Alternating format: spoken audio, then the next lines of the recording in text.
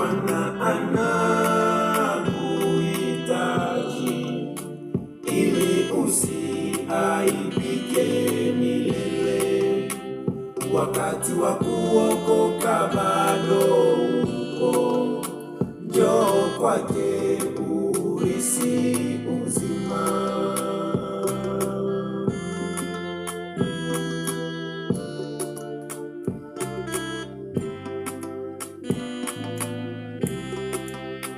Nikikaa chini nikifikiri juu ya upendo wa Yesu Kristo, na upendo wake ni mkubwa sana juu ya mataifa ulimwenguni.